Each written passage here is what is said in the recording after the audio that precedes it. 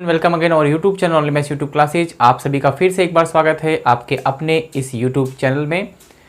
आज मैं आपके सामने क्लास 10th के लिए इम्पॉर्टेंट क्वेश्चंस लेके आया हूँ। ये क्वेश्चन 6 नंबर के क्वेश्चंस एग्जाम्स में आते हैं, तो पूरा कोर्स तो मैं अभी 30 तारीख पहले कंप्लीट नहीं करवा पाऊंगा, तो इसलिए मैं ऐसे ऐसे क्वेश्चन ही लेके आ रहा हूँ जिन क्वेश्चन की तैयारी से काफ़ी स्टूडेंट्स अच्छे नंबर प्राप्त कर सकते हैं। तो आज जो टॉपिक लेके आए हुआ है कोऑर्डिनेट ज्योमेट्री।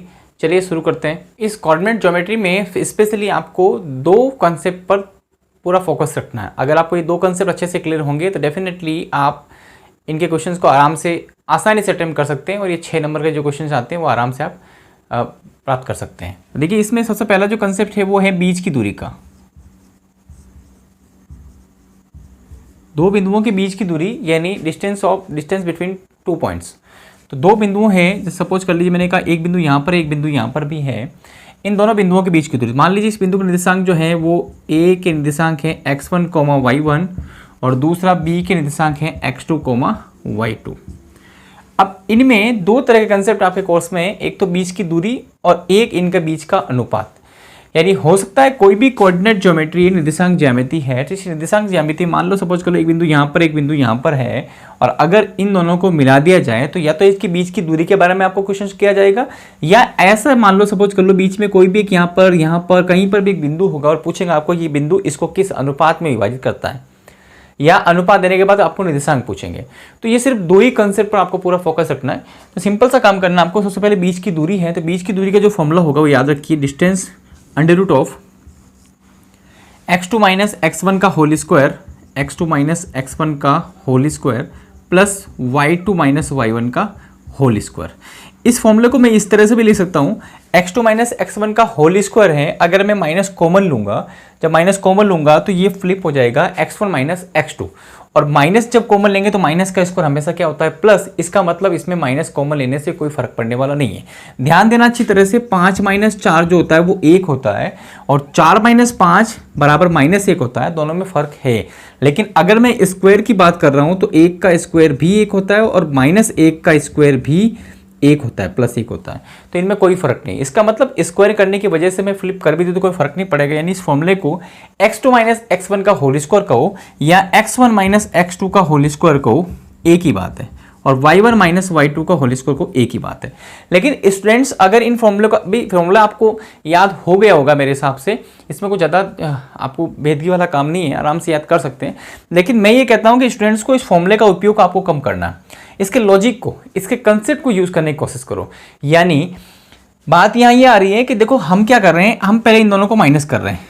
तो अगर x2 माइनस x1 माइनस दोनों x के निर्देशांकों को माइनस करके स्क्वायर करना, आपको ये कंसेप्ट याद रखना है कि दोनों को माइनस करके स्क्वायर करना, फिर प्लस, फिर दोनों के y के अक्ष को भी माइनस करके स्क्वायर करना। अब माइनस करना आसान काम कौन सा होता है? हमेशा बड़ी संख्या में से छोटी संख्या माइनस करना ही सबसे आसान होता है। तो देखिए, जैसे सपोज कर लीजिए, मैं पहले आपको इसका छोटा सा बेसिक बता समझा देता हूं। सपोज कर लीजिए मैं आपसे ये कह रहा हूं कि जैसे 3,4 है और ये 4,5, ठीक है। अब मैं आपसे कह रहा हूं कि आपको दोनों के स्क्वायर को माइनस करना, तो आप क्या करेंगे, 4 माइनस 3 करेंगे। तो 4 माइनस 3 बहुत आसान है, मौखिक कर सकते हो। 4 माइनस 3 कितना होगा, 1 का square plus under root of तो है ही, प्लस 5 माइनस 4 भी कितना होता है, 1। तो इस तरह से बड़े आसान तरीके से 1 और 1 अंडर रूट 2 बड़े आसान तरीके से हम इनके बीच की दूरी निकाल सकते हैं। अब फोकस आपको करना है दोनों को माइनस करने पर। सपोज कर लीजिए 2 मिनट के लिए मान लो मैं ये कहता हूँ यहाँ 4,3 है और यहाँ कहता हूँ 7, सपोज कर लीजिए मैंने 1 दे दिया मैंने, ठीक है, और आपसे कहा इनके बीच की दूरी ज्ञात कीजिए। तो आप ध्यान दीजिए यहाँ पर भी काफ़ी स्टूडेंट इसी तरह से करते हैं, 7 माइनस 4 क्योंकि x2 माइनस x1 का whole square plus y2 minus y1 का होल स्क्वायर, 1 माइनस 3, ठीक है। मेरे हिसाब से ये तरीका काफ़ी कमजोर स्टूडेंट्स यहाँ पर गलती कर बैठते हैं, और स्पेशली अगर यहाँ पे मैं माइनस कर दूँ या यहाँ माइनस कर दूँ तो स्टूडेंट्स और ज़्यादा गलती करते हैं। तो मैं उन्हीं को ये एडवाइस करता हूँ कि एग्जाम में जब ये क्वेश्चन आता है बीच की दूरी ज्ञात करने का, तो आप एक बार फॉर्मूला, ये वाला फॉर्मूला आप एक बार अपने पेपर के क्वेश्चन जो आंसर शीट है उस पर आप लिख दीजिए। लिखने के बाद में आपको कंसेप्ट यूज करना है जो मैं बता रहा हूँ वो। इस फॉर्मूले पर ज़्यादा फोकस मत कीजिए। फॉर्मूला एक बार याद कर लिया, आपको फॉर्मेलिटी के लिए फॉर्मूला लिख देना, ताकि नंबर मार्किंग माइनस नंबर कटे नहीं। लेकिन आपको है ना बेसिक पर फोकस करना है, हमेशा याद रखना है बड़ी संख्या में से छोटी संख्या को घटाना। आप देखो बड़ी माइनस छोटी का मतलब ये होता है कि सपोज कर लीजिए मैं कह रहा हूं कि -4 और 7 में बड़ी कौन सी है, तो आप ये कहोगे डेफिनेटली 7 ही बड़ी है। तो अब मैं ये कहता हूं 7 में से -4 घटाना है, तो आप देखिए 7 में से -4 घटाने के लिए मैं ऐसे लिखूंगा 7 माइनस और -4। तो आप ध्यान दीजिए माइनस और माइनस क्या हो जाएगा प्लस, यानी 7 + 4 कितना हो गया 11। तो मैं आपसे ये कहता हूं कि जब भी ऐसा मान लो क्वेश्चन आपको एग्जाम में नजर आ जाता है तो फॉर्मेलिटी के लिए आप ये चीज लिख सकते हो, लेकिन जरूरी भी नहीं। आप डायरेक्टली काम करो, 7 अगले वाला जो निर्देशांक है यानी छोटी संख्या का जो छोटी जो निर्देशांक है, छोटा निर्देशांक है, उसके चिन्ह को बदल दो, यानी 7 ये -4 क्या बन जाएगा +4। मान लो 2 मिनट के लिए सपोज कर लो मैं ये माइनस हटा देता हूं और यहां माइनस कर देता हूं। अब आप अगर इसे बेसिक से करोगे तो -7 फिर -4 आपको दिक्कत होगी। तो आप ऐसा मत करो, आप क्या कीजिए उल्टा करो, बड़े माइनस छोटा। अब इन दोनों में बड़ा कौन सा, तो बड़ा डेफिनेटली प्लस का ही होगा, यानी 4 बड़ा। तो अब 4 माइनस ऑफ -7 और ये अगला नंबर क्या हो जाएगा, चिन्ह जो होगा वो बदल जाएगा, यानी +7 हो जाएगा, यानी 4 + 7। यानी कुल मिलाकर आपको दिमाग में एक ही बात रखना, बड़ा माइनस छोटा करना है और बस बड़ा बड़ी निर्देशांक पहले लिख दो, उसके बाद अगले वाले का चिन्ह बदल दो, ठीक है। उसके बाद सिंपल सी कैलकुलेशन आप सभी जानते हैं, ठीक है। तो इस कंसेप्ट को यूज करना, मैं पूरा एक बार क्वेश्चन करके समझा देता हूं आपको, ठीक है। क्वेश्चन आपके सामने ही है। क्वेश्चन ये है कि -3,2 और -5 को -3 के बीच की दूरी आपको ज्ञात करनी है। तो आप देखिए ध्यान से, इन दोनों के बीच की दूरी ज्ञात करनी है। मैं ऐसा डायग्राम एग्जाम में बना सकता हूं ताकि कॉपी चेक करने वाले पर इफेक्ट पड़ेगा कि हाँ वास्तव में स्टूडेंट्स इस क्वेश्चन को समझ के करता हूँ। और मैं हमेशा कहता हूँ कोऑर्डिनेट ज्योमेट्री के जितने भी क्वेश्चन हो हमेशा ऐसा डायग्राम बना के ही सॉल्व किया करो। तो अब देखिए अब क्या करना है आपको, बीच की दूरी एक बार फॉर्मेलिटी के लिए फॉर्मूला लिख दीजिए, x2 - x1 का whole square plus y2 - y1 का होल स्क्वायर। बॉक्स में बंद कर दीजिए इसे ताकि फॉर्मूला दिमाग में रहे। और उसके बाद में फॉर्मूला यूज करने की आवश्यकता नहीं आपको, आप कंसेप्ट यूज कीजिए। मैंने क्या बताया था, बड़ा माइनस छोटा। देखो पहले इन दोनों को लेंगे, इन दोनों में बड़ा कौन है, दोनों माइनस के, इसका मतलब जो छोटा होगा वो बड़ा होगा, उल्टा। तो दोनों में छोटा कौन सा होगा, ये दिख रहा है आपको 3, इसका मतलब -3 बड़ा हुआ। ध्यान रखिए अच्छी तरह से, माइनस के कंपैरिजन में हमेशा नंबरों को, छोटे नंबर को बड़ा माना जाता है।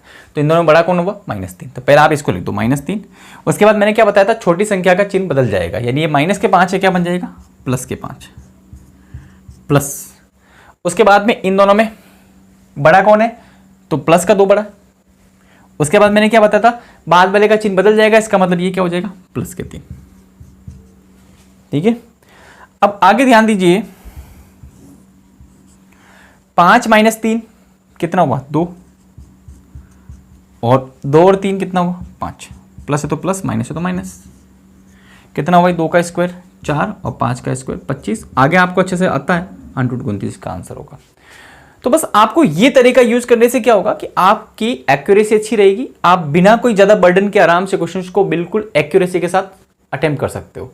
इसलिए मैं तो ये एडवाइस करता हूं कि हमेशा फॉर्मूला एक बार फॉर्मेलिटी के लिए लिख दो, लेकिन बाद में जो कंसेप्ट मैं आपको समझाया उसी को यूज करेंगे।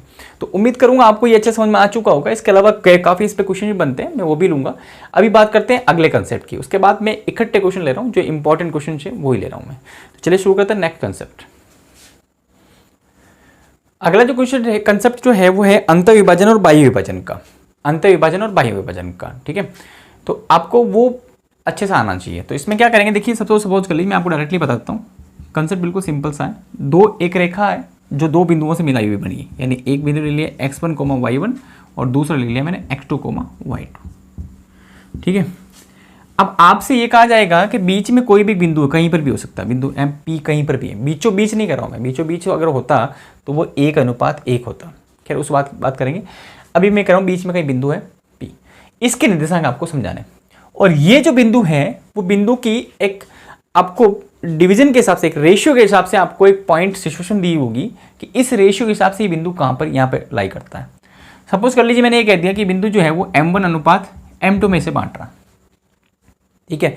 इस बात को थोड़ा सा प्रैक्टिकल समझा देता हूँ। सपोज कर लीजिए मैं आपसे ये कहता हूँ कि यहाँ जो बिंदु है वो क्या है 0,0। बात को प्रैक्टिकल समझा रहा हूँ। 1 2 3 4 5, यहाँ एक बिंदु कौन सा हो गया 5,0।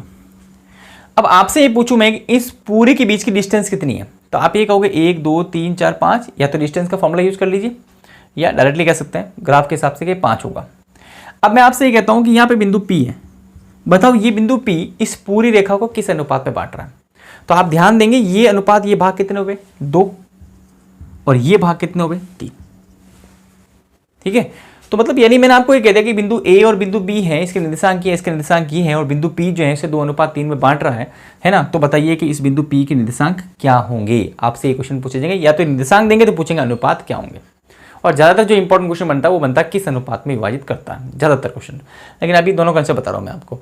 तो अब देखो ये बिंदु निर्देशांक क्या हुआ 2,0, तो देखो आप खुद देख लो, एक्चुअल लोकेशन देख लो 2,0 तो। लेकिन अब ये कोई जरूरी नहीं है कि एक्स एक्सिस या वाई एक्सिस पे आएगा, तो ये पॉइंट कहीं पर भी हो सकता है बीच में। मान लो मैंने एक यहाँ दे दिया, एक यहाँ दे दिया, और फिर आपसे कहा कि यहाँ एक बिंदु है जो 2:3 में बांटता है या 2:5 में बांटता है, कुछ भी मैंने कह दिया। तो ये चीज़ें बताना इस ग्राफ से पॉसिबल नहीं है बिल्कुल डेफिनेटली ग्राफ से आप कर सकते हो, लेकिन कैलकुलेशन पॉसिबल ज़्यादा नहीं है। तो हम क्या करते हैं, इसके लिए एक फॉर्मूला बताया आपको। फॉर्मूला क्या है, बिल्कुल आसान सा फॉर्मूला कि बिंदु P के लिए निर्देशांक पूछेंगे तो आप बड़ा कॉस्टिक बनाओगे।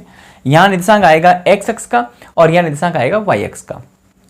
आपको एक ही काम करना है इन दोनों के बीच में कि नीचे अपोन में m1 plus m2, m1 plus m2, यानी जिस अनुपात में विभाजित कर रहा है उसका योग कर दीजिए। अब उसके बाद ध्यान देना अच्छी तरह से, m1 ध्यान रखना ये x एक्सिस की बात कर रहा हूँ। x एक्सिस की बात करने का मतलब मैं सिर्फ x एक्स वालों को ही यूज में लूंगा, y को यूज नहीं लूंगा। तो क्या होगा m1, अब ध्यान रखिए इसके पास में x1 है बट ये नहीं लेंगे, हम इसके आगे वाले लेंगे। तो m1 x2, m1 x2 और m2 x1, m2 x1। इसी टाइप से y अक्ष की बात करते हैं तो m1 y2, m1 y2 और m2 y1, m2 y1। काफी स्टूडेंट इसे 1 to 1 2 याद करते हैं, 1 to 2 1 1 to 2 1 और mx mx my my, तो ठीक है कर सकते हैं। लेकिन मैं आपको फिर दोबारा बात बता रहा हूँ, मैं कंसेप्ट पे फोकस करवाऊंगा, फॉर्मूले को रटना नहीं है। मैं बस फॉर्मूले को ऐसे याद रख लिए, फॉर्मेलिटी के लिए चीज लिखनी है एग्जाम में, लेकिन करना कैसे वो मैं समझा देता हूँ। एक क्वेश्चन ले लेता हूँ, उस पर समझा देता हूँ आपको। ठीक है, आपके सामने होगा 4,3 5,7 को मिलाने वाली रेखा के बीच बिंदु P जो 2:3 में विभाजित करता है, तो P का निर्देशांक याद कीजिए। मैंने क्या बताया था कि कोऑर्डिनेट ज्योमेट्री के जितने भी क्वेश्चन है उसे आप थोड़ा सा कच्चा एक रफ डायग्राम बना के ही इसे सॉल्व करने की कोशिश करो। तो 4,3 और 5,7 को मिलाने वाले, क्योंकि क्वेश्चन काफ़ी घुमाया जाता है इसलिए इसका डायग्राम बनाना बहुत जरूरी है। 4,3 और 5,7 को मिलाने वाली रेखा के बीच बिंदु P, बीचों बीच नहीं कहा, बीच कह देना, ठीक है। बिंदु P 2:3 विभाजित करता, अगर बीचों बीच होता तो 1:1 होता, ठीक है। तो 2:3 का इसका मतलब ये होगा कि लगभग ये यहाँ होगा। अब आप भले कच्चा डायग्राम है, भले P यहाँ लिख दोगे तो कभी आपको गलत नहीं होगा, लेकिन कॉमन सेंस की बात है। 2:3 का इसका मतलब 2 भाग इधर 3 भाग उधर, है ना। तो लगभग इसके पास होगा, तो ये बिंदु P है, ये 2:3 है। आपको निर्देशांक पूछा है, ठीक है। फॉर्मेलिटी के लिए आपको डायग्राम, आपको फॉर्मूला लिख देना, फॉर्मेलिटी के लिए आपको फॉर्मूला लिख देना। बिंदु P के निर्देशांक जो होंगे वो क्या होगा, m1 x2 plus m2 x1 अपन m1 प्लस m2, इसी टाइप से y x के लिखने हैं। तो फॉर्मेलिटी के लिए आप फॉर्मूला लिख दीजिए, बट आपको कॉमन सेंस और कंसेप्ट काम रहना। तो देखो क्या करेंगे, मैंने क्या बताया था, सबसे पहले नीचे x और y x में P बिंदु के निर्देशांक है x x और y x दोनों में नीचे क्या आएगा 2 + 3 2 + 3, ठीक है। उसके बाद ऊपर क्या करेंगे 2, फिर मैंने क्या कहा x x की बात कर रहे हैं तो सिर्फ x वाले काम में लेंगे, सिर्फ ये दोनों, यानी 4 5 और ये 2 3 काम में लेने आपको। तो अब गुणा करना आपको पता अच्छी तरह से, 2 × 5 वाला नहीं, आगे वाला, तो 2 × 5 प्लस 3 × ध्यान रखना, काफी स्टूडेंट्स 3 कर देते हैं जल्दी में, लेकिन ध्यान रखिए अच्छी तरह से, मैं एक्स एक्स के निर्देशांक की बात कर रहा हूँ, एक्स एक्स की बात कर रहा हूँ। इसका मतलब मुझे इन दोनों को काम ही नहीं लेना, मैं इन दोनों को हटा भी सकता हूँ, मुझे इन दोनों को काम ही नहीं लेना, ध्यान रखना अच्छी तरह से। आप रफ में ऐसा कर भी सकते हैं, 2 × 5 3 × 4, कभी गलती नहीं होगी आपको, ठीक है। फिर इनको लिख देता हूँ वापस में 3 और इसको लिखता हूँ मैं 7। अब ध्यान रखना इनको हटाना है, मतलब इनको काम में नहीं लेना, ध्यान दें अच्छी तरह से। 2 × 7 बड़े आसान तरीके से कर सकते हैं, प्लस 3 × 3, इससे गलती नहीं होगी। मेरा टारगेट विशेषकर कमजोर स्टूडेंट्स पर है, अगर वो ये मेथड काम में लेंगे तो कभी गलती नहीं करेंगे। मैं चाहता हूँ वो 6 नंबर बुक करें आज ही इसी वीडियो के थ्रू। चलिए आगे सॉल्व कर लेते हैं इनको, वापस लिख देता हूँ मैं इनको 4 और यहाँ लिख देता हूँ कितना 5। अब सॉल्व करना बहुत आसान है, आराम से आप कर भी सकते हैं। कितना होगा 3 और 2 5, नीचे भी कितना होगा 5, 5 दूनी 10 प्लस 4 3 12 और ये कितना होगा 7 दूनी 14 प्लस 3 3 9, तो कितना हो जाएगा ये, आगे लिख देता हूँ मैं 22/5। नीचे नहीं लिख पा रहा हूँ, नीचे लिख नहीं पाएगा इसलिए 22,5 और ये कितना हो जाएगा 23/5। कटते हैं तो काट दो, नहीं कटते तो मत काटो, नहीं कैंसिल हो तो मत काटना, पॉइंट ऑफ नहीं रखना आंसर, आपको ये छोड़ना। तो बस बड़े आसान तरीके से आपने पी बिंदु के निर्देशांक याद कर लिया। अब देखो ये निर्देशांक कितना आ रहा है ना, 22/5 लगभग कितना आएगा, ये 4.4 और ये कितना आएगा 4.6, यानी 4.4 4.6 के बीच में। अगर मैं इसका पक्का डायग्राम बनाऊंगा तो डेफिनेटली वही बनेगा, लेकिन ग्राफ में पॉसिबल नहीं है कि आप इसको इस तरह से कर सको, इसलिए कह रहा हूँ कैलकुलेशन आपको आनी चाहिए। तो उम्मीद करूंगा आपको ये मेथड भी समझ में आया होगा। अब एक विशेष बात और ध्यान दीजिए, अगर कहीं पर भी माइनस प्लस आ जाता तो कोई दिक्कत वाली बात नहीं है। अगर यहाँ माइनस होता तो मैं यहाँ माइनस कर देता, है ना, अगर यहाँ माइनस होता तो मैं यहाँ माइनस कर देता, तो जहाँ भी माइनस होता वो माइनस कर देता, तो कैलकुलेशन में माइनस आ जाता। दूसरी सबसे इंपॉर्टेंट बात ध्यान दीजिए अच्छी तरह से, कई बार क्या होता है कि जो पी बिंदु है वो कई बार अंत विभाजित करने के बजाय बाहर से विभाजित भी करता है ना। जैसे सपोज कर लीजिए मैं ये कहता हूँ यहाँ पे एक निर्देशांक है और यहाँ पर एक निर्देशांक है, और आपको जो बिंदु पी है ना वो बाहर है, ये यहाँ पे, ठीक है, तो यहाँ विभाजन जो होगा वो ऐसा होगा, है ना, मतलब इतना अनुपात इतना। तो ये विभाजन भी आपको आना चाहिए। इस विभाजन के लिए ज़्यादा कुछ नया काम नहीं करना है, बस आपको कुछ नहीं करना, यहाँ सब जगह माइनस आ जाएगा, सब जगह माइनस आ जाएगा बस, यानी बीच में माइनस आ जाएगा। जो फॉर्मूला बनाया था मैंने वो फॉर्मूला क्या बन जाएगा बाह्य विभाजन के लिए, m1 माइनस m2, इधर भी क्या होगा m1 माइनस m2, दिख जाएगा ना, हाँ दिख रहा है। उसके बाद में क्या हो जाएगा m1 x2 minus m2 x1, और आप वही कर सकते हो my कर लिया बीच में, या 1 2 या 2 1 इस तरह से भी लिख सकते हैं। फॉर्मेलिटी के लिए फॉर्मूला कैसे भी याद कर सकते हैं, तो बड़ी कुछ आसान काम है, मतलब माइनस करना था, ठीक है। तो उम्मीद करूंगा आपको इस 15-16 मिनट में सारा पूरा इस कोऑर्डिनेट ज्योमेट्री का पूरा कंसेप्ट आपको समझ में आ चुका होगा। अब इन पे कुछ इंपॉर्टेंट क्वेश्चन लेते हैं, तो शायद ये 1 से 2 वीडियो बन सकता है, लेकिन आप डेफिनेटली से देखिएगा, कंफर्म गारंटी के साथ कह रहा हूं मैं आपको, ये 6 नंबर आपके कहीं जाने वाले नहीं है, ठीक है। तो चलिए शुरू करते हैं इंपॉर्टेंट क्वेश्चन से। आरबीसी में जो राजस्थान बोर्ड के जो एग्जाम्स होते हैं उसमें 6 नंबर का क्वेश्चन आता है ये, और सीबीएसई में ये 4 नंबर का क्वेश्चन, 5 नंबर का क्वेश्चन बनता है। तो चलिए शुरू करते हैं। क्वेश्चन आपके सामने होगा। क्वेश्चन ये है कि बिंदु 1,2 और 6,7 को मिलाने वाले रेखाखंड को बिंदु 3,4 किस अनुपात में विभाजित करता है। अभी थोड़ी देर पहले मैंने यही पे बात बताई थी आपको कि ये सबसे इंपॉर्टेंट क्वेश्चन है, किस अनुपात में विभाजित करता है। इसी पे क्वेश्चन बनने के चांसेस बहुत ज़्यादा है। इस बार भी मुझे जहाँ तक नॉलेज में है कि ये चीज़ क्वेश्चन बनने काफ़ी इंपॉर्टेंट है और आपको ये समझ में आना चाहिए। तो देखो इस क्वेश्चन का सॉल्यूशन क्या होगा। ये कहा गया है कि बिंदु 1,2 और 6,7 को मिलाने वाला, इसका मतलब मैंने बताया था वही, आपको रफ डायग्राम बनाना है। 1,2 और 6,7 को मिलाने वाली रेखा को कोई बिंदु है वो 3,4 अनुपात में है, यानी ये 3,4 ये इसके निर्देशांक दे रखे हैं, ध्यान रखना निर्देशांक दे रखे हैं, अनुपात नहीं है, 3:4 नहीं है, 3,4 इसके निर्देशांक दे रखे हैं, बिंदु पी के निर्देशांक। यहाँ कुछ भी ले लो, मैंने ए और बी लिख दिया, यानी ए बी एक रेखा है, इसको बिंदु पी बीच में से जो इसके निर्देशांक 3,4 है वो बांट रहा है। आपसे पूछा इसका अनुपात क्या होगा, आपसे अनुपात पूछा है। ध्यान रखना हमेशा, देखो हमेशा मेरी आदत होती है, हमेशा मैं अनुपात को ऊपर लिखता हूँ, निर्देशांक को नीचे लिखता हूँ। तो आप भी ध्यान ये दीजिए कि अनुपात जब भी आए तो आप ऊपर लिखोगे, निर्देशांक दिया हो तो नीचे लिखोगे। अगर ये 3:4 होता तो मैं ऊपर लिखता, ठीक है, बाद में वही गुणा करता। अब देखिए यहाँ पे जब भी ये सवाल ऐसा है किस अनुपात में, इन विच रेशियो, किस अनुपात में, ठीक है, इन विच रेशियो, अगर सवाल ये आए तो आप ध्यान दीजिए अच्छी तरह से, आप हमेशा इसे लेमड़ा अनुपात 1 ही मानोगे, या के अनुपात 1 या ए अनुपात 1, कुछ भी मान सकते हो। मैं हमेशा लेमड़ा अनुपात 1 मानता हूं, ठीक है, इसको कहते हैं लेमड़ा, ठीक है। तो आपको लेमड़ा अनुपात 1 ही से मानना है। तो मैं यहीं पे ये करूंगा, माना लेट कि जो बिंदु P है वो लेमड़ा अनुपात 1 में इस पूरी रेखा को बांट रहा है, ठीक है। आप ये लैंग्वेज भी थोड़ा लिख देना नीचे कि बिंदु P ए बी को मिलाने वाली रेखा को लेमड़ा अनुपात 1 में विभाजित करता है, ठीक है। उसके बाद में सिर्फ वही काम करना है आपको जो हमने अभी कंसेप्ट में बताया था।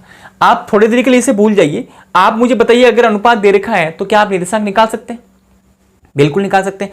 अनुपात दे रखा है तो निर्देशांक निकाल सकते हैं, निर्देशांक दे रखा है तो अनुपात भी निकाल सकते हैं। कैसे निकालते हैं वो भी बता रहा हूं मैं आपको, लेकिन बेसिक कंसेप्ट जो बताया था मैंने उसमें क्या बताया था कि अगर अनुपात दे रखा हो तो निर्देशांक कैसे निकालते हैं, वही m1 m2 वाला फॉर्मूला, ठीक है। तो उसी फॉर्मूले को यूज करूंगा मैं। फॉर्मूला एक बार लिख देना इसी तरह से, m1 x2 plus m2 x1 upon m1 plus m2, इसी तरह से yx में लिख देना। मैं डायरेक्टली कर रहा हूं, ठीक है। तो वही बना दिया। नीचे क्या लिखेंगे, दोनों अनुपातों का योग, और अनुपात क्या है लेमड़ा प्लस 1। ध्यान देना अच्छी तरह से, 3:4 नहीं है, 3+4 मत कर देना, अनुपात की बात कर रहा हूं, लेमड़ा प्लस 1, लेमड़ा प्लस 1। उसके बाद में ऊपर पहले लेंगे एक्स अक्ष को, यानी ये वाले जो मैंने टिक मार्क किया, राइट। क्या होगा, लेमड़ा इंटू 6, लेमड़ा इंटू 6 क्या मैं लिख सकता हूँ 6 लेमड़ा डायरेक्टली, ठीक है। फिर प्लस 1 इंटू 1, ध्यान रखना ये वाला लेना है, 1 इंटू 1 यानी 1।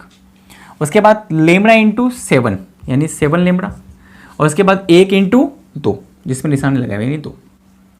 तो अब बताइए मुझे ये बिंदु P के जो निर्देशांक आ चुके हैं हमारे हिसाब से लेमड़ा के रूप में, ये तो आया x अक्ष का निर्देशांक और ये आया y अक्ष का निर्देशांक, ठीक है। आपको लेमड़ा की वैल्यू निकालनी है, तो लेमड़ा की वैल्यू निकालने के लिए आपको क्या करना पड़ेगा, कंपेयरिंग करनी पड़ेगी। तो ध्यान देना, कंपेयरिंग जब करेंगे तो ये जो 6 लेमड़ा प्लस 1 बटा लेमड़ा प्लस 1 जो बिंदु P का x निर्देशांक है, और हमारे हिसाब से क्वेश्चन में दे रखा है कि x का निर्देशांक कितना है 3, यानी इस वैल्यू को इस वैल्यू के बराबर कर दोगे तो एक इक्वेशन बनेगी, लीनियर इक्वेशन बनेगी, रेखिक समीकरण बनेगी। उसको ईजी कर दो, उसको सॉल्व कर लो, आपको लेमड़ा का वैल्यू मिल जाएगी। या फिर यहां से भी इसे कर सकते हो, तो या तो यहां से करो चाहे यहां से करो, लेमड़ा का मान एक तरह का आएगा। तो चलो करते हैं, तुलना करने पर बाई कंपेयरिंग, तुलना जब करेंगे तो मैं तुलना एक ही कर रहा हूं, 6 लेमड़ा प्लस 1 बटा लेमड़ा प्लस 1 बराबर क्या होगा 3। तुलना गलत कर दी तो आंसर गलत आएंगे। उसके बाद में एक लाइन और ले लेता हूं नीचे, तो ये लेमड़ा प्लस 1 उधर चला जाएगा।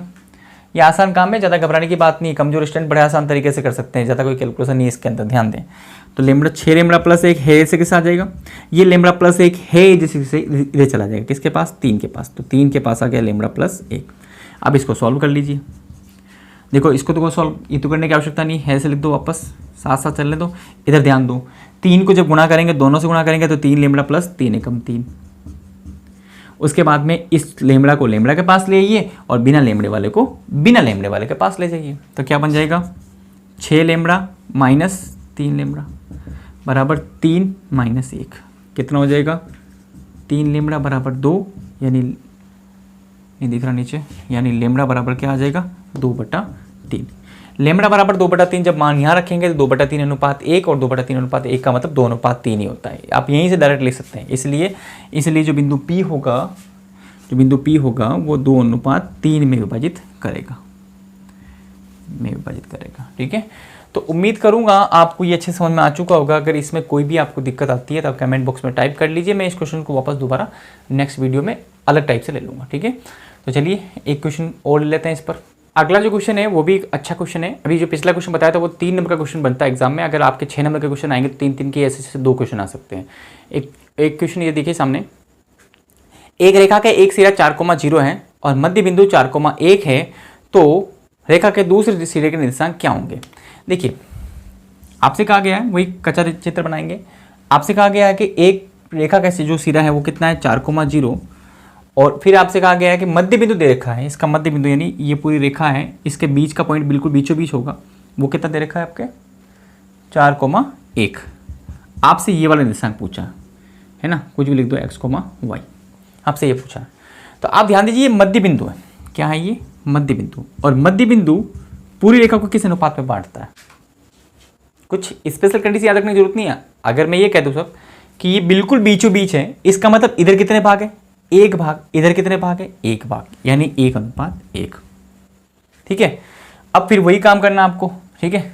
वैसे कंडीशन हिसाब से कि मध्य बिंदु मतलब मान लो इसे m मान लेता हूं, m के निर्देशांक कैसे निकालोगे, अगर अनुपात दिया हो तो निर्देशांक कैसे निकालते हैं, वैसे ही आपको निर्देशांक निकालने। ये निर्देशांक में दे रखे इसके बराबर करके x और y के मान निकल जाएंगे। तो क्या करेंगे, सबसे पहले m का निर्देशांक निकालना है, तो वही बट्टा 1 + 1 कितना होगा 2, 1 + 1 डायरेक्टली 2 लिख सकते हो आप चाहो तो। आप देखो 1 को किसी से भी गुणा कर लो, 1 को इससे करेंगे वही आएगा, 1 को इससे करेंगे वही आएगा, 1 को इससे करेंगे वही आएगा, 1 को इससे करेंगे वही आएगा। इसका मतलब मध्य बिंदु अगर दे रखा हो तो आपको इसको काम में लेने की आवश्यकता नहीं है, इसको इग्नोर कर दीजिए। डायरेक्टली इन दोनों के x अक्ष के निर्देशांकों को अलग जोड़ लीजिए, y अक्ष के निर्देशांकों को अलग जोड़ लीजिए। तो x का निर्देशांक क्या है 4 प्लस वो कितना है x, और यहाँ कितना है 0 और वो कितना है y। भाई 1 से गुणा करने की आवश्यकता नहीं है आपको, और डायरेक्ट ले जाओ तो 2 भी लिख सकते हो नीचे, ठीक है। क्या सब यहाँ पर किताबों में फॉर्मूला भी दे रखा होगा कि मध्य बिंदु के निर्देशांक जब भी होते हैं वो क्या होते हैं x1 + x2 बटा 2 और y1 + y2 बटा 2 अगर मिड पॉइंट है तो। डायरेक्टली फॉर्मूला याद रख भी सकते हैं, नहीं तो आप बिना फॉर्मूले के भी कर सकते हैं। तो फॉर्मूला कंसेप्ट वही लेना काम है, ठीक है। अब आप बताइए मुझे ये किसके बराबर है, तो आप कहोगे साहब ये 4 के बराबर है, और ये किसके बराबर है, ये 1 के बराबर है। कंपेयरिंग करेंगे तो कंपेयरिंग कर लेते तो क्या होगा 4 + x बटा ये कितना होगा 2 बराबर कितना दे रखा है 4, और यहाँ कंपेयर करेंगे तो क्या आएगा y 0 + y बटा 2 बराबर कितना दे रखा है 1। यहाँ से x का मान निकल जाएगा, ये ऊपर चला जाएगा पहले, तो क्या होगा 4 + x बराबर 4 दूनी 8, और उसके बाद 4 यहाँ से इधर ले जाएंगे तो कितना हो जाएगा 8 - 4 यानी 4। उसके बाद में यहाँ देखेंगे तो यहाँ सीधा 2 एकम 2 हो जाएगा। इसका मतलब बड़े आसान तरीके से हम इस दोनों के निर्देशांक निकाल सके हैं। तो निर्देशांक क्या आ जाएंगे इसके, मान लो बिंदु बी मान लिया इसे, तो बी के निर्देशांक क्या आ जाएंगे x, y, x का मान है 4 और y का मान है 2। तो इस तरह से इस क्वेश्चन को भी बड़े आसान तरीके से कर सकते हैं। तो चलिए अगले क्वेश्चन की तरफ बढ़ते हैं। अगला जो ये क्वेश्चन है वो काफ़ी इंपॉर्टेंट क्वेश्चन है, तो इस क्वेश्चन को जरूर एक बार अच्छे से समझने के बाद में अगर नहीं समझ में आए तो बार बार वीडियो को रिवाइज करके इसे समझना। एक बार अच्छे से क्लियर हो गया तो डेफिनेटली आपका ये काफ़ी टाइम बचाएगा, क्योंकि ये सेम क्वेश्चन आगे के चैप्टर्स में भी हैं और वहाँ के मेथड थोड़ा से आपके लेंदी बताएंगे। तो ये क्वेश्चन अगर आ जाता है तब इसे कोऑर्डिनेट ज्योमेट्री से कीजिए, और कैसे करना है बड़े आसान तरीके मैं आपको बताना जा रहा हूँ, और बहुत ही इंटरेस्टिंग मेथड है, इजीली कमजोर स्टूडेंट भी समझ सकते हैं। तो देखिए इसमें क्या करेंगे, सबसे पहले क्वेश्चन ये है कि सिद्ध कीजिए कि समकोण त्रिभुज AOB में कर्ण का मध्य बिंदु C त्रिभुज के शीर्षों OA और B से बराबर दूरी पर स्थित है। तो देखो क्या होगा, क्वेश्चन ये है कि एक कोई भी समकोण त्रिभुज है, इस समकोण त्रिभुज का नाम है AOB, इसमें इस कर्ण कौन सा 90 डिग्री के सामने वाला ये कर्ण होगा, कर्ण का मध्य बिंदु जो है वो C है, मध्य बिंदु मतलब दोनों बराबर है, ठीक है, मध्य बिंदु C है। तो आपको C से A की दूरी, C से A की दूरी, C से B की दूरी और C से O की दूरी तीनों बराबर करनी है। ये दूरी तो बराबर होती है क्योंकि मध्य बिंदु है, लेकिन आपको प्रूव करके बताना पड़ेगा। साथ साथ में CO भी बराबर करना है तीनों के, है ना, कि C से A की दूरी, C से B की दूरी और C से O की दूरी जो है वो बराबर होनी चाहिए। तो इसको करने के लिए सबसे आसान तरीका बताता हूं, क्योंकि हम कोऑर्डिनेट ज्योमेट्री ले रहे हैं तो कोऑर्डिनेट में कोऑर्डिनेट तो बनाएंगे। अब आप बताइए मुझे ये क्या है, ये मूल बिंदु ही तो है, इसका मतलब मैं यहां पे ये O लूंगा। जब ये मूल बिंदु है इसका मतलब A कहां होगा 90 डिग्री पर, 90 डिग्री पर, और ये क्या 90 डिग्री तो है, इसका मतलब A होगा कहां पर Y अक्ष पर, और B कहां होगा X अक्ष पर।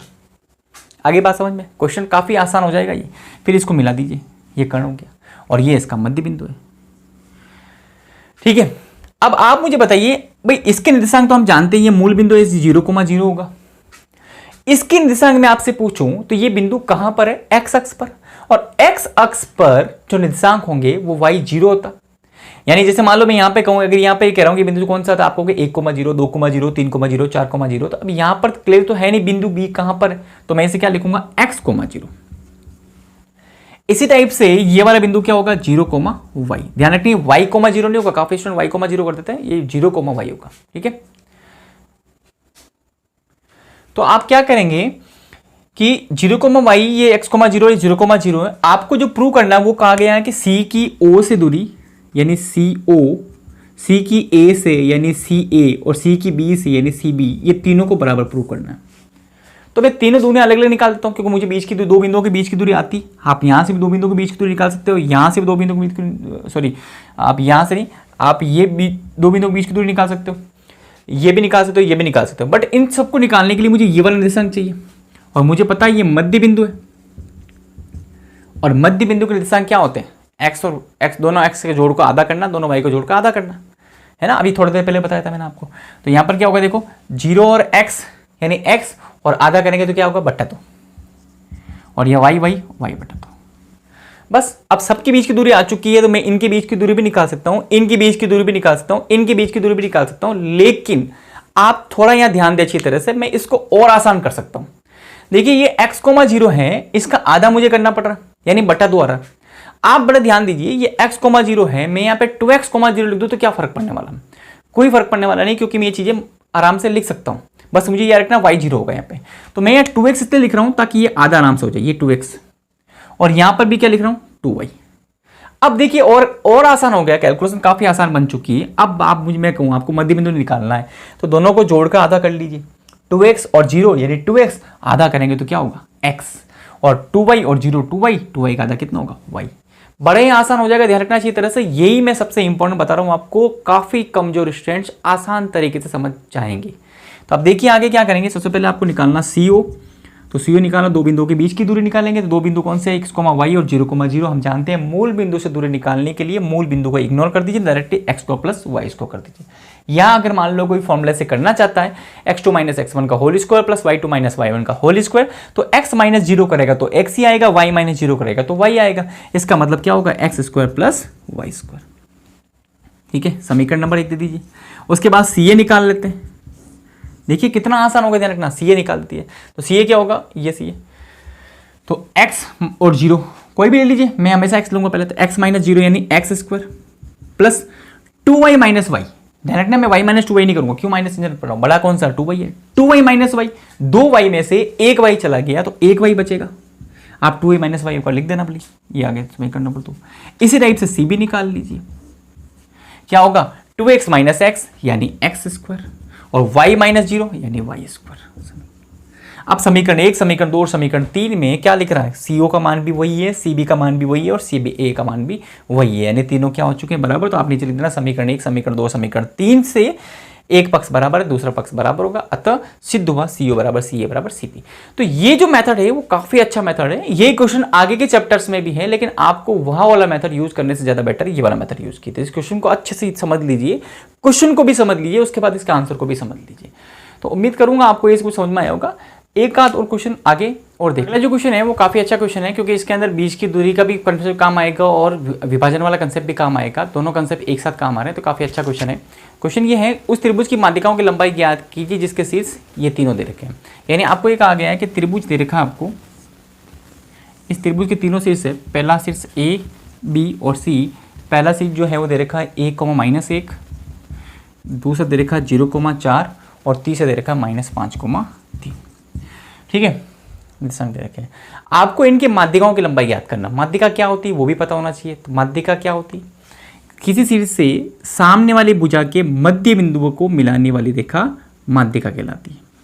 ठीक है, तो ये मध्य बिंदु ध्यान रखना, मध्य बिंदु इसका मतलब मैं इसको कुछ भी नाम दे देता हूँ, M1 कुछ भी दे दीजिए, मैं इसे मान लीजिए दे देता हूँ P दे देता हूँ। तो मध्य बिंदु ध्यान रखना अच्छी तरह से, ये मध्य बिंदु है, ये अच्छे से ध्यान रखना। अब आपको ये बीच की दूरी पूछिए, मतलब ये इसी टाइप से इधर भी आएगी, इसी टाइप से इधर भी आएगी। तो पहले मैं आपको एक क्लियर कर देता हूँ अच्छी तरह से, अगर एक क्लियर अच्छे से कर ली तो दो आप आराम से कर सकते हैं। तो क्लियर बिल्कुल आसान सा काम है। आपको क्या करना है, मध्य बिंदु है, तो मध्य बिंदु है, तो आप मुझे बताओ बीच की दूरी ज्ञात करने के लिए दोनों निर्देशांक पता होना चाहिए, मतलब ये निर्देशांक भी चाहिए और ये भी चाहिए। और ये निर्देशांक निकालने के लिए चूंकि मध्य बिंदु है, इसका मतलब मैं इन दोनों को जोड़कर आधा कर देता हूँ। मध्य बिंदु ऐसे निकालते हैं, तो डायरेक्टली कर ले, फटाफट आधा कर लेता हूँ। क्या होगा देखो, 0 और -5 मतलब -5 और आधा मतलब बट्टा 2। उसके बाद क्या होगा, 4 और 3, ध्यान रखना माइनस नहीं है प्लस है, तो 4 + 3 कितना हुआ, 7 बट्टा 2। यह आ गया इसका P के निर्देशांक। अब आपको इनके बीच की दूरी याद कर लीजिए। तो माध्यिका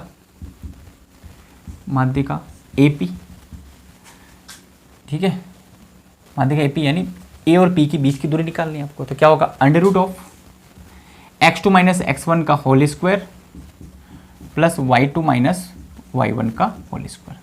फॉर्मूला अच्छे से लिख दीजिए। अब इसमें वैल्यू पुट कर दीजिए। वैल्यू देखिए, x2 - x1 मैंने क्या कहा था, फॉर्मूला सिर्फ फॉर्मेलिटी के लिए लिखना है, फॉर्मूला इज फॉर्मेलिटी लिखना है, लेकिन आपको ऐसा कंसेप्ट करना है। दोनों में एक और बड़ा कौन है, दोनों में एक बड़ा है या -5/2? डेफिनेटली एक ही बड़ा होगा, क्योंकि प्लस की संख्या है। तो एक और आगे वाली संख्या के चिन्ह बदल तो -5/2 क्या बन जाएगा, +5/2 प्लस ये -1 बड़ा है, ये 7/2, 7/2 बड़ा है तो 7/2, और अगले वाले का चिन्ह बदल तो -1 क्या बन जाएगा, +1। देखिए कितना आसान हो गया। ठीक है, जिन स्टूडेंट्स को ये मेथड मैंने जो समझाया अगर समझ में नहीं आया, मतलब पहले जब मैंने समझाया था इग्नोर कर दिया, उन स्टूडेंट्स को यहाँ बात समझ में नहीं आएगी, इसलिए पहले उसे अच्छे समझिए, उसके बाद इसको वापस देखना।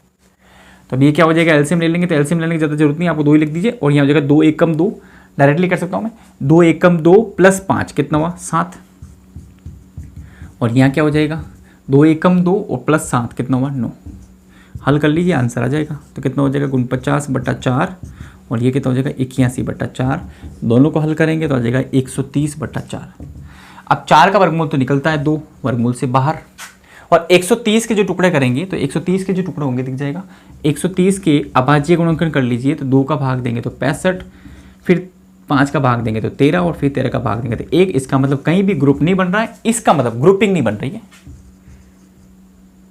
ग्रुपिंग नहीं बन रही है, इसलिए इसके वर्गमूल नहीं निकलेगा। इसका मतलब इसको वापस √130 कर दीजिए। अगर 1 और 5 हो जाता तो मैं 5 बाहर निकाल लेता, बाकी नंबर को ऐसे लिख देता। ठीक है, तो इस तरह से आप AP इसी टाइप से आगे भी यहाँ से निकालेंगे। मान लो ये बिंदु Q है, तो पहले बीच की मध्य बिंदु निकाल देंगे, उसके बाद इनके बीच की दूरी निकाल देंगे। इसी टाइप से तीसरा निकालेंगे, वो यहीं से होकर निकलेगा, है ना, इसको जी बोलते हैं। ये हो जाएगा क्या, पी क्यू आर। इसको भी पहले क्या करेंगे, मध्य बिंदु निकालेंगे, उसके बाद इनके बीच की दूरी निकालेंगे। तो उम्मीद करूंगा आपको ये अच्छा समझ में आ चुका होगा। आप इसके दोनों आगे के जो निर्देशांक है वो निकालना जरूर, बीच की दूरी निकाल के उसे वापस एक बार रीचेक करना। आपके बुक का ही क्वेश्चन है, ठीक है। तो चलिए एक क्वेश्चन और ले लेते हैं आगे। क्वेश्चन के लिए काफ़ी स्टूडेंट्स डायग्राम का यूज़ नहीं करते हैं, तो वो क्वेश्चन या तो गलत करके आते हैं या क्वेश्चन को समझ ही नहीं पाते। इसलिए मैं हमेशा कहता हूँ डायग्राम को हमेशा यूज़ किया करो, रफ डायग्राम बना के काम किया करो। तो क्वेश्चन ये है, यदि बिंदु P, ध्यान देना, यदि बिंदु P 3,5 बिंदुओं A -2,3 और B को मिलाने वाले रेखाखंड को 4:7 में अंत विभाजित करता है, तो B के निर्देशांक ज्ञात कीजिए। तो देखो पहले मैं ध्यान से देखना मैं क्या कर रहा हूँ। आप क्या करते हो, बिंदु P यानी 3,5 और A -2,3 को मिलाने वाले रेखाखंड को 4:7। तो काफ़ी स्टूडेंट्स ये यूँ समझ लेते हैं कि ये जो है वो 3,5 और -2,3 और ये आपको बीच में 4:7 दे रखा है। फिर वो ऐसे क्रॉस मल्टीप्लाई करके जो भी है वो फॉर्मूला लगाते हैं, ये से x1 x2 और इसको x2 y2 और ये m1 m2 मान के से कर लेते हैं, और वो क्वेश्चन गलत हो जाता है क्योंकि आपने डायग्राम को इसे समझा भी नहीं। क्वेश्चन क्या कह रहा है, ध्यान समझना है। कह रहा है उस बिंदु यदि बिंदु P 3,5 बिंदुओं A और B को मिलाने वाले रेखाखंड, इसका मतलब बिंदु P 3,5 है, A और B को मिलाने वाले रेखाखंड, इसका मतलब रेखाखंड जो बन रहा है वो A और B से बन रहा है, ना कि P से बन रहा है। P तो इनको विभाजित कर रहा है 4:7 में। इसका मतलब A के जो निर्देशांक होंगे वो दे रखे हैं आपको -2,3 और B के निर्देशांक आपको ज्ञात करने x, y, और आपको ये कहा गया है कि बिंदु P जो है उसके निर्देशांक दे रखे हैं, सॉरी अनुपात दे रखा है 4:7 में बांट रहा है, 4:7 में बांट रहा है, और उसके निर्देशांक भी दे रखे हैं 3,5। तो ध्यान दें अच्छी तरह से, क्वेश्चन इस तरह से कंप्लीट होगा। वापस अच्छे से मिलान कर लीजिए। सवाल कह रहे यदि बिंदु P A और B को मिलाने वाले रेखाखंड को 4:7 में बांटता है, तो आपको बिंदु B के निर्देशांक ज्ञात करने हैं। अब आप सोचोगे अनुपात भी दे रखा, निर्देशांक भी दे रखा, तो पूछा क्या, पूछा यही, इसलिए तो दो चीज कंडीशन दी इसमें। दो कंडीशन क्यों दी आपको, क्योंकि दो वैल्यू निकालनी है आपको, x की भी निकालनी, y की भी निकालनी, इसलिए इन्होंने दो वैल्यू दी, ठीक है। अगर दो वैल्यू नहीं देता तो मैं एक से इनफ निकाल सकता था, लेकिन चलो दो वैल्यू दी तो कोई बात नहीं, एक भी निकाल सकते हैं, दो भी निकाल सकते हैं, ठीक है। अब देखो उसको कैसे करेंगे। सबसे पहले तो क्या करना है इसमें, पहले हम वही करेंगे जो हमेशा करते हैं, अनुपात से निर्देशांक निकालते हैं। तो आपके हिसाब से निर्देशांक, अनुपात के हिसाब से निर्देशांक क्या आएंगे, तो पहले बात नीचे क्या आएगा बताइए, अंत विभाजित कर रहा है तो 4 + 7 मतलब 11, 4 + 7 लिख देता हूं एक बार। उसके बाद वही cross multiply 4 × x, cross multiply 4 × x, फिर 7 × -2। ध्यान देना अच्छी तरह से, हमेशा बीच में प्लस ही लिखते हैं, लेकिन माइनस होने की वजह से या एक बार प्लस लिख के माइनस लिख सकते हैं। 7 दूनी 14, माइनस के 14, ठीक है। उसके बाद में यहाँ पर 4 × y, 4y, उसके बाद 7 × 3 कितना हुआ 21, ठीक है। ध्यान देना अच्छी तरह से, यहाँ पे मतलब क्वेश्चन बना सकते हैं, लेकिन मैं क्या कर रहा हूँ, मैं डायरेक्टली करूंगा इस बात को। कैसे, 4 × x 4x, 7 × -2 तो -14, 7 दूनी 14, -14, ठीक है। डायरेक्ट करने की कोशिश करूं। अब हम जानते हैं ये किसके बराबर है, 3 के, और ये किसके बराबर है, 5 के। जब इसको 3 के बराबर करोगे तो किसकी वैल्यू आएगी, x की, और इसको 5 के बराबर करोगे तो किसकी वैल्यू आएगी, y की। वही तो मैं x और y निकालना है, तो पहले निकालते हैं x। तो तुलना करने पर 4x - 14 और 7 और 4 कितना होगा 11, बराबर कितना होगा 3। पहले 11 ऊपर चले जाएंगे, ठीक है। तो कितना हो जाएगा ये 4x - 14 बराबर 11 × 3 33, फिर -14 इधर चले जाएंगे तो 4x बराबर क्या होगा 33, और -14 इधर आएंगे तो +14 कितना हो गया 47, और उसके बाद में x की वैल्यू निकालनी है तो क्या हो जाएगा 47/4। इस तरह से बड़े आसान तरीके से हम निकाल सकते हैं। इसी टाइप से y की वैल्यू भी निकल जाएगी, ठीक है। तो उम्मीद करूंगा आपको ये क्वेश्चन भी समझ में अच्छे से आ चुका होगा। लास्ट क्वेश्चन है वो ये है कि बिंदुओं 11,9 और 1,2 को मिलाने वाले रेखा को समत्रिभाजित करने वाले बिंदुओं के निर्देशांक ज्ञात कीजिए। बहुत अच्छा क्वेश्चन है। अब यहाँ पर समत्रिभाजित भी आ सकता है, 4 भाग भी आ सकते हैं, 5 भाग भी आ सकते हैं। काफी अच्छा क्वेश्चन है। विशेषकर वीक स्टूडेंट्स इस क्वेश्चन को बिल्कुल छोड़ के मत आना। मुझे पता है इंटेलिजेंट स्टूडेंट्स हैं वो करके आएंगे, लेकिन वीक स्टूडेंट्स इस क्वेश्चन को छोड़ के मत आना। काफी अच्छा क्वेश्चन है। तो देखिए क्या क्वेश्चन है, बिंदुओं 11,9 और 1,2 को मिलाने वाला। इसका मतलब दो बिंदु है 11,9 और 1,2। आपसे कहा गया है इसको समत्रिभाजित मतलब बराबर 3 भाग करने। अब 3 भाग करने का मतलब कॉमन सेंस लगाइए आप। मैं अगर आपसे ये कह रहा हूं एक रस्सी है, ये इस रस्सी को बराबर 3 भागों में बांटिए। तो आप कितनी जगह से काटोगे इसे? 2 जगह से काटोगे। एक तो मैं लगभग यहां से काटूंगा, एक लगभग यहां से काटूंगा। हो गया 3 भाग, 1 2 3 अप्रोक्सीमेट। आप अंदाजा ले लेना, ऐसा नहीं कि स्केल से माप के करो, करने की आवश्यकता नहीं, कच्चा चित्र ही। आपको बस इन दोनों के निर्देशांक पूछे, तो एक बिंदु P है, एक बिंदु Q है। बहुत आसान है। देखिए क्या करेंगे, 3 भागों में बांट रहा। अब मैं आपसे पूछूं बिंदु P किस अनुपात में बांट रहा है, बताइए। बिंदु P किस अनुपात में बांट रहा है? तो आप ध्यान से देखिए, बिंदु P इधर कितने भाग रख रहा है? 1। इधर कितने भाग रख रहा है? 1 और 1 2। बात करूं बिंदु Q किस अनुपात में बांट रहा है, ध्यान देना। इधर कितने भाग है? 2 और इधर कितने भाग है? 1। बस दैट्स ऑल। इतना सा काम ही करना आपको। अब आप जानते हैं अच्छी तरह से अनुपात दे रेखा निर्देशांक कैसे निकालते हैं, तो मैं देख लेता हूं बिंदु P। एक बार फॉर्मेलिटी के लिए जरूर लिखना। क्या हो जाएगा बिंदु P? नीचे 1 + 2, इधर भी 1 + 2, फिर वही तिरछा गुणा, लेकिन ध्यान देना अच्छी तरह से, इसको बीच में मत रखना, यहाँ पे हाथ रख देना अच्छी तरह से, फिर कर लेना 1 × 1, सॉरी उधर लिख देता मैं, 1 × 1 कितना होगा? 1 प्लस 2 × 11 कितना हो गया? 2 × 11 22, 1 × 2 2 और 2 × 9 18। सॉल्व कर लीजिए, आंसर आ जाएंगे। कितना हो जाएगा? P 23/3 और 20/3। तो ये बिंदु P के निर्देशांक आ जाएंगे। इसी तरह से बिंदु Q के निर्देशांक आ जाएंगे। ऐसा नहीं कि बिंदु Q इसका अनुपात उल्टा है तो झट से उल्टा लिख दो, ना, ऐसा नहीं करना, बिल्कुल ध्यान देना अच्छी तरह से, इसको भी कैलकुलेट करके अच्छी तरह से निकालना। तो उम्मीद करूंगा आपको जितना मैंने पढ़ाया है वो सब कुछ समझ में अच्छे से आ चुका होगा। तो बस आपको क्या करना है, इसी वीडियो को, जो अप्रोक्सीमेशन ये 40 से 45 मिनट का वीडियो है, तो इस वीडियो को 1-2 बार रिवाइज कीजिए अच्छी तरह से। डेफिनेटली आपके 6 नंबर गारंटेड आपके पास होंगे। बस कंसेप्ट को अच्छे से याद रखिए अच्छी तरह से। चलिए एक क्वेश्चन और ले लेते हैं, इसमें लास्ट क्वेश्चन ले लेते हैं। ये वाला क्वेश्चन है, ज्ञात कीजिए कि रेखा 3x + y = 9 बिंदुओं 1,3 और 2,7 को मिलाने वाले रेखाखंड को किस अनुपात में विभाजित करती है। तो देखिए क्वेश्चन समझना बहुत आसान है। ज्ञात कीजिए कि रेखा एक लाइन है, बिल्कुल एक सीधी सी लाइन है। ये रेखा, नाम दे रखा है इसका 3x + y = 9। ध्यान रखिए, जिस तरह से आदमियों का नाम होता है उस तरह से रेखा का नाम भी होता है 3x + y = 9। लीनियर इक्वेशन, रैखिक समीकरण, नाम ही है इसका 3x + y = 9। ये एक रेखा का नाम है। तो इस रेखा, ये रेखा बिंदुओं 1,3 और 2,7 को मिलाने वाला है। इसका मतलब एक रेखा बनेगी 1,3 और 2,7 को मिलाने वाले रेखाखंड को एक रेखा, ये रेखा है, इसका नाम है 3x + y = 9। किस अनुपात में बांटता है? तो फिर वही बात आई, मैंने बोला था आपको, जब भी पूछे किस अनुपात में, इन विच रेशियो, आप हमेशा क्या मानोगे? लेमड़ा अनुपात 1। बस अब आप सॉल्व कर लीजिए। बिंदु P यहाँ ले लेता हूँ मैं, बिंदु P है जिसके निर्देशांक जिसके अनुपात लेमड़ा अनुपात 1 है। आप इसके निर्देशांक निकाल दीजिए। पहले तो कुछ भी नहीं करना आपको, तो बिंदु P वही बट्टा लेमड़ा + 1 लेमड़ा + 1, लेमड़ा × 2 2 लेमड़ा, 1 × 1 1, उसके बाद लेमड़ा × 7 7 लेमड़ा, 1 × 3 3। बहुत आसान है। अब आप ध्यान दीजिए, बिंदु P के निर्देशांक आ चुके हैं। क्या आपको निर्देशांक दे रखे हैं इसके? नहीं दे रखे हैं। तो निर्देशांक दिए होते तो कंपेयर कर लेते। अब नहीं दे रखा है, इसका मतलब कुछ और तो दिया होगा। और क्या दे रखा है आपको? ये समीकरण दे रखी है। आप बताइए बिंदु P कहां पर है? इस रेखा पर भी है और इस रेखा पर भी है।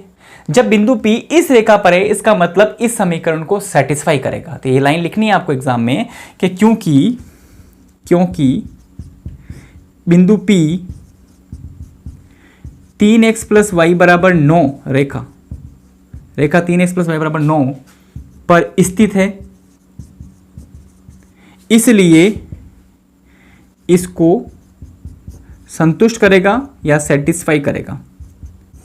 संतुष्ट करना चाहिए। बस संतुष्ट करवा दीजिए, मतलब x और y के मान आप रख दीजिए। तो मान रख देते हैं इसमें 3x + y = 9 दिख जाएगा। हाँ, अब 3 × x + y = 9। देखिए ध्यान से, 3 x की जगह पर कॉस्टिक बना दिया, प्लस y की जगह कॉस्टिक बना दिया। बस y मान रख दीजिए। x का मान क्या है? वही p के निर्देशांक। क्या निर्देशांक है ये? तो x का मान है कितना?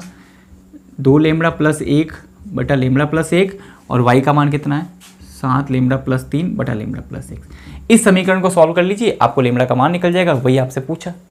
तो क्या करेंगे, देखो पहले लेमड़ा + 1 एलसीएम ले लेंगे। ऊपर 3 से दोनों को गुणा कर देता हूं, तो 3 दूनी 6 लेमड़ा, 3 एकम 3। ध्यान दें अच्छी तरह से, 3 दूनी 6 लेमड़ा, 3 एकम 3, प्लस यहाँ कहीं गुणा करने की आवश्यकता नहीं है, ऐसे कॉस्ट खोल दीजिए। अगर माइनस होता तो चिन्ह बदलता, प्लस है तो कोई बदलने की आवश्यकता है नहीं। बराबर क्या हो जाएगा? अब ये चला जाएगा ऊपर, लेमड़ा + 1 किसके पास चला जाएगा? 9 के पास, × में। इधर भी सोल्व कर लेता हूँ। 6 लेमड़ा और 7 लेमड़ा कितना हुआ? 6 और 7 13 लेमड़ा, और 3 और 3 कितना हुआ 6, ऊपर 9, ये लेमड़ा प्लस 1 पास में आ गया। इसको सॉल्व कर लीजिए तो 13 लेमड़ा प्लस 6 और गुणा कर लीजिए क्या हो जाएगा 9 लेमड़ा प्लस 9। ध्यान रखना अच्छी तरह से, 9 लेमड़ा प्लस 9 एकम 9। आसान है, कोई ज़्यादा बर्डन नहीं है। कमजोर स्टूडेंट्स ध्यान दें अच्छी तरह से, बहुत आसान है। 2-3 बार देखो, आपको अच्छे समझ में आ जाएगा। अब लेमड़ा को एक तरफ कर लेते हैं, बिना लेमड़ा को अलग कर लेते हैं। तो 9 लेमड़ा चला जाएगा 13 लेमड़ा के पास, तो 13 माइनस 9 कितना हुआ 4, और 6 चला जाएगा 9 के पास, 9 माइनस 6 कितना हुआ 3। तो लेमड़ा का मान कितना आ गया 3/4। इसका मतलब जो अनुपात होगा वो कितना होगा 3:4। ठीक है, तो उम्मीद करूंगा आपको ये वीडियो पसंद आया होगा अच्छी तरह से। जितना मैंने टॉपिक बताया, सिर्फ एक यही वीडियो अच्छे से देख लीजिए, आपकी कोऑर्डिनेट ज्योमेट्री अच्छे से कंप्लीट हो जाएगी। इतना सा ही कंप्लीट कर लोगे तो वही इनफ है आपके लिए। तो इस वीडियो को जिनको समझ में नहीं आया, बार बार 1-2 रिवाइज कीजिए, डेफिनेटली आपको अच्छे समझ में आ जाएगा। अगर इसमें कोई क्वेरी हो तो आप कमेंट बॉक्स में टाइप कर दीजिए। लाइक करना ना भूलिए, सब्सक्राइब जिन्होंने अभी तक नहीं किया सब्सक्राइब भी कर लीजिए, और बेल आइकन पर क्लिक कर दीजिए ताकि नोटिफिकेशन आपको मिलते रहें। तो उम्मीद रखिए आप कि मैं डेफिनेटली जो पीछे जो टॉपिक्स इंपॉर्टेंट क्वेश्चन है वो करवा पाऊंगा अच्छी तरह से।